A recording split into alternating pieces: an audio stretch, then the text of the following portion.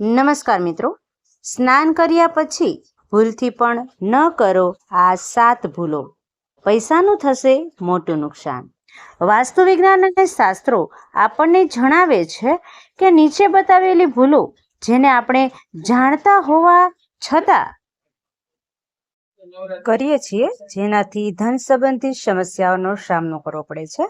આજે આપણા વિડીયોમાં અમે તમને જણાવીશું કે એવી કઈ વસ્તુઓ છે જે આપણે સ્નાન કર્યા પછી ભૂલથી પણ ન કરવી જોઈએ, અને બાથરૂમમાં સ્નાન કર્યા પછી આપણે કઈ વસ્તુઓનું ખાસ ધ્યાન રાખવું જોઈએ તે જાણીએ એ પહેલા, હે લક્ષ્મી માતા, આપને હાથ જોડીને પ્રાર્થના કરું છું કે જે આ વિડીયોને લાઈક કરશે, ચેનલને સબસ્ક્રાઇબ કરશે, તેમના જીવનમાં ક્યારેય કોઈ દુઃખ કે પીડા કે ધન સંબંધિત સમસ્યા ન આવવા દેતા. વિડીયો ખૂબ જ મહત્વપૂર્ણ રહેવાનો છે, એટલા માટે વિડીયોને છેલ્લે સુધી જોતા રહેજો. નંબર 1 છે, બાથરૂમને આ રીતે રાખવાથી વાસ્તુ દોષ આવે છે. વાસ્તુ દોષ છે એના માટે ઘરની દિશાઓ જ નહીં, પરંતુ આપણી રોજિંદી દિનચર્યા છે એની સાથે જોડાયેલી વસ્તુઓને પણ ખાસ મહત્વ આપવામાં આવ્યું છે. ઘણીવાર એવું જોવા મળે છે કે લોકો સ્નાન કર્યા પછી બાથરૂમને ગંદુ કરીને બહાર ચાલી આવે છે. વાસ્તુમાં આ આદત ખૂબ જ ખરાબ માનવામાં આવે છે. આટલું જ નહીં, આપણામાંથી ઘણા લોકો સ્નાન કરતી વખતે અન્ય ભૂલ પણ કરે છે, જે વાસ્તુ અનુસાર ખૂબ જ દોષપૂર્ણ માનવામાં આવે છે. ચાલો તમને એવી 5 ભૂલો વિશે જણાવી દઉં જે તમારે ન કરવી જોઈએ.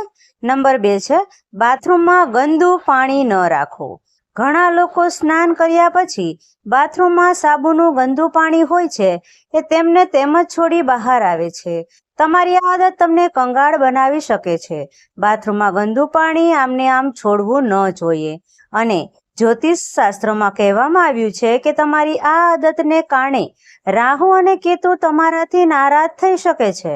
રાહુ અને કેતુ આવા લોકો પર પોતાનો દુષ્ટ પ્રભાવ પાડે છે જેઓ સ્વચ્છ નથી રહેતા. આ ઉપરાંત આવા લોકો શનિના પ્રકોપનો સામનો કરવા માટે તૈયાર રહે છે. આ સિવાય મિત્રો, બાથરૂમમાં ગંદુ પાણી છોડવાથી વરુણ દેવતા પણ નારાજ થઈ જાય છે.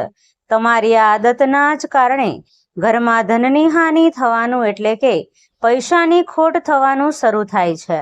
નંબર 3, ડોલને હંમેશા આ રીતે રાખવી જોઈએ. ઘણા લોકોને એવી આદત હોય છે કે સ્નાન કર્યા પછી ડોલમાં વધેલું પાણી હોય એ એમને એમ છોડી દે છે, અથવા તો ડોલને ખાલી કરી દે છે. આ ભૂલને તરત જ તમારે સુધારી લેવાની છે. બાથરૂમમાંથી બહાર નીકળતી વખતે ડોલને ભરીને આવવું જોઈએ. જો તમારે ડોલ ખાલી જ રાખવી હોય તો તેને ઊંધી રાખી દો. આવો ભૂલ પણ ખાલી ડોલને સીધી ન રાખીએ આવો, નહીતર તમારા ઘરમાં ગરીબી આવતા વાર નહીં લાગે. નંબર 4, તૂટેલા વાળ બાથરૂમમાં છોડી દેવા. ઘણા લોકોને આદત હોય છે કે તેઓ સ્નાન કર્યા પછી બાથરૂમમાં તૂટેલા વાળ છોડીને બહાર નીકળી જાય છે. જો તમારે પણ આવી આદત છે તો તમે એને સુધારી નાખજો.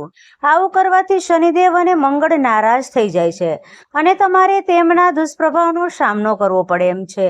આવું કરવાથી ઘરમાં નકારાત્મકતા વધે છે, તમારા કાર્યમાં બાધાઓ એટલે કે અવરોધો આવવા લાગે છે, અને કરિયરમાં પણ તમારે સંઘર્ષનો સામનો કરવો પડે એમ છે.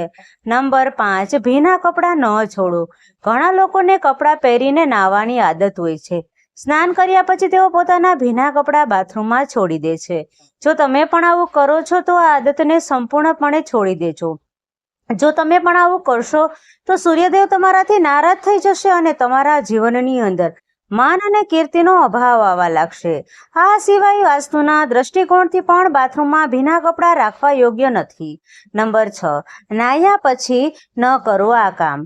જો તમારે કપડાં ધોવાના હોય તો ભૂલથી પણ નાહ્યા પછી ધોશો નહીં. જો તમારે કપડાં ધોવા હોય તો સ્નાન કર્યા પહેલા કપડાં ધોઈ લેવા જોઈએ અને પછી સ્નાન કરવું જોઈએ. સ્નાન કર્યા પછી કપડાં ધોવા એ સારી આદત ગણવામાં આવતી નથી.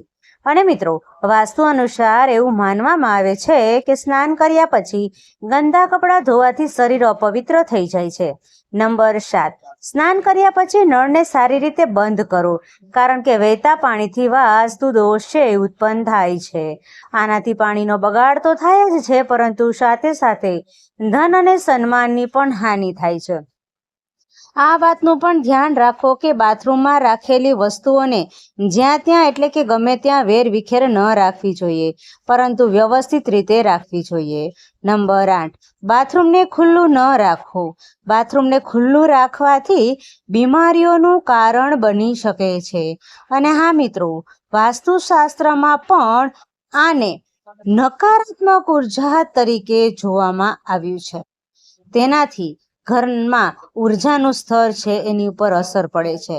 હા મિત્રો, પૈસાની પણ તમને ખોટ થવા લાગે છે.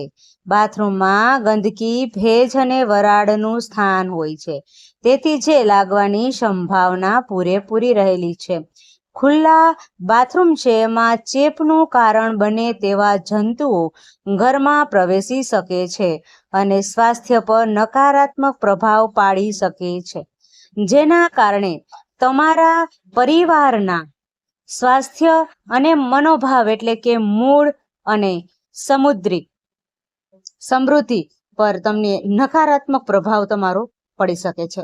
મિત્રો, જો આ વિડીયો તમને પસંદ આવ્યો હોય તો વિડીયોને એક લાઈક કરી દેજો મિત્રો, અને ચેનલને પણ જરૂરથી સબસ્ક્રાઇબ કરી દેજો.